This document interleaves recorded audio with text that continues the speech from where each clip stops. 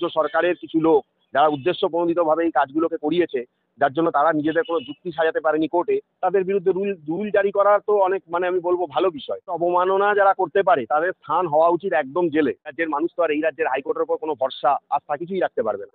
আপনি যার নাম বলছেন কুণাল ঘোষ বা কিছু, এরা তো ফোর খাওয়া রাজনীতিবিদ, এরা অলরেডি ক্ষমা টমা চেয়ে নিয়েছে। মিডিয়ার যে এভিডেন্স, সেই এভিডেন্স এভিডেন্স কিন্তু কোর্টের কাছে কতটা গ্রহণযোগ্যতা রয়েছে সেই নিয়েও অনেক প্রশ্ন রয়েছে। সুপ্রিম কোর্টের অনেক জাজমেন্ট রয়েছে। রুল জারি মানে হচ্ছে যে তিনি যে এটা করেছেন এটা পরিষ্কার প্রমাণ, এবং রুল জারি মানে হচ্ছে যে হাইকোর্ট এটা অলরেডি একটা কষান, এটা একটা কষান।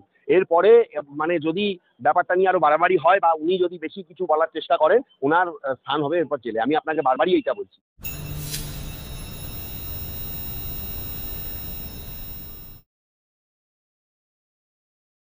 বিচারপতি বিশ্বজিৎ বসু এবং আইনজীবী বিকাশ রঞ্জন ভট্টাচার্য সহ বেশ কিছু আইনজীবীদেরকে হেনস্থা করার অভিযোগে কুণাল ঘোষ এবং বেশ 8 জনের বিরুদ্ধে রুল জারি করলো হাইকোর্ট। হ্যাঁ, অবশ্যই। হাইকোর্ট যদি স্ট্রিক্ট না হয়, যেখানে হাইকোর্টের একজন বিচারপতির নামে তার ছবিকে মারানো হয়েছে, আপনারা তো দেখিয়েছেন কি কুৎসিত ভাষা ব্যবহার করা হয়েছে।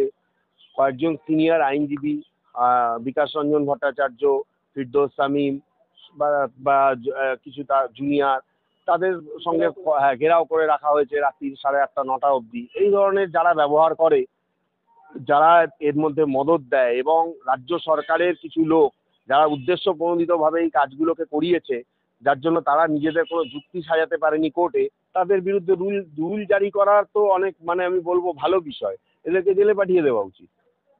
এই ধরনের ঘটনা যারা ঘটাতে পারে, কোর্ট অবমাননা যারা করতে পারে, তাদের স্থান হওয়া উচিত একদম জেলে।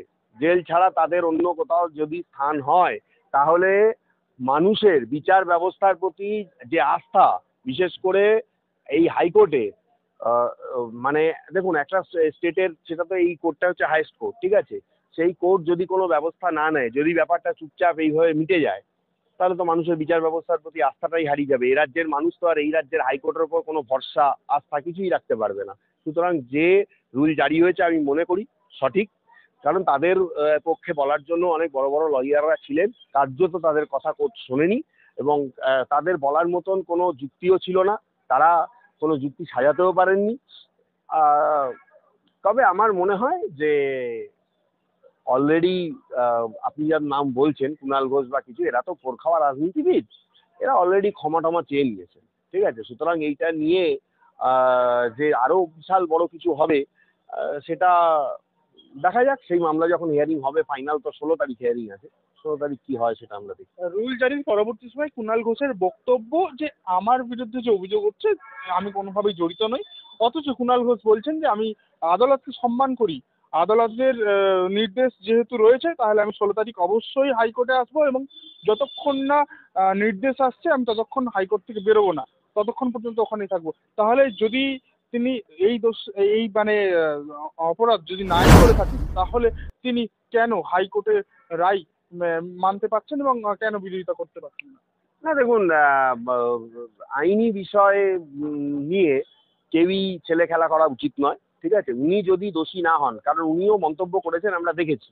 এবার ওনার যারা এখন দোষী অস্বীকার করছেন, অস্বীকার করতেই পারেন, প্রত্যেকের অধিকার রয়েছে। একজন আইনজীবীকে আপনি প্রশ্ন করেছেন, ঠিক আছে, আমি এখানে আপনাদের রাজনীতিবিদের মতো উত্তর দিতে পারবো না। উনি যার ক্লায়েন্ট হয়ে গেছেন, আমিও কোর্টে বলবো যে হ্যাঁ উনি করেননি। তার সপক্ষে বিপক্ষে যদি আমি যুক্তি খাড়া করতে পারি, কোর্টে যদি সেটা আমি এস্টাবলিশ করতে পারি, ঠিক আছে। কারণ একটা কথা জানবেন যে মিডিয়ার যে এভিডেন্স, আমি আপনাকে বলছি, মিডিয়ার যে এভিডেন্স, সেই এভিডেন্স এভিডেন্স কিন্তু কোর্টের কাছে কতটা গ্রহণযোগ্যতা রয়েছে সেই নিয়েও অনেক প্রশ্ন রয়েছে। সুপ্রিম কোর্টের অনেক জাজমেন্ট রয়েছে। সেই এভিডেন্সটার মধ্যে যে কোনো কারসাজি নেই, আমি কথার কথা বলছি, সেটাই বা কে বলতে পারে। সুতরাং একজন আইনজীবী হিসাবে আমি সব জায়গায় খোলা রাখছি, কারণ তারও আইনজীবীরা রয়েছেন। যদি তিনি এস্টাবলিশ করতে পারেন তিনি কিছু করেননি, কিন্তু খালি চোখে যেটুকু দেখা গেছে, এবং বাংলার মানুষ তার কথা বিশ্বাস করে না। আইনজীবী হিসেবে কি বলবেন, রুল জারি করা মানে সাধারণ মানুষের জন্য কি, সাধারণ মানুষকে কিভাবে বোঝানো যায় রুল জারি মানে? হ্যাঁ, রুল জারি মানে হচ্ছে যে তিনি যে এটা করেছেন এটা পরিষ্কার প্রমাণ, এবং রুল জারি মানে হচ্ছে যে হাইকোর্ট এটা অলরেডি একটা কষান, এটা একটা কষান। এরপরে যদি ব্যাপারটা নিয়ে আরো বাড়াবাড়ি হয় বা উনি যদি বেশি কিছু বলার চেষ্টা করেন, ওনার স্থান হবে এরপর জেলে। আমি আপনাকে বারবারই এইটা বলছি। কিন্তু তার সত্ত্বেও আমি বলবো যে দেখুন, কোর্টে সবসময় তো আগের দিন হয়তো বিচারপতি শোনেননি, কিন্তু এই দিন বিচারপতি যে শুনবেন না এটাও আমরা বলতে পারি না। ঠিক আছে, রুল জারি হয়েছে, তা তিনি অলরেডি একটা কষান রুল জারি মানে অলরেডি একটা হাইকোর্ট রুল জারি করে দিয়েছে, মানে হচ্ছে যে হাইকোর্টে তাকে উপস্থিত থাকতে হবে, উপস্থিত না থাকলেও কিন্তু তিনি গ্রেপ্তার হতে পারেন। ঠিক আছে, এবং হাইকোর্টের যে রুলস রয়েছে, হাইকোর্টের অ্যাপিলেট সাইড যে রুলস রয়েছে, ঠিক আছে, সেই রুলস অনুযায়ী এক্ষেত্রে হচ্ছে যে আপনার মানে হচ্ছে যে হাইকোর্ট তার ব্যবস্থা নেবে। এবং আমার ব্যক্তিগতভাবে মনে হয় যে যদি তিনি সপক্ষে যুক্তি না খাড়া করতে পারেন, তার জন্য আরো বড় কোনো শাস্তি হয়তো অপেক্ষা করে আছে।